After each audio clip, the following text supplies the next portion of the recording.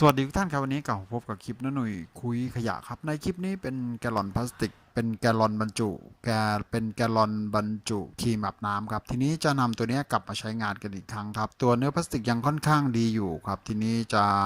นำตัวนี้มาทำเป็นของใช้ในครัวเรือนครับโอเคครับติดตามชมกันนะครับผม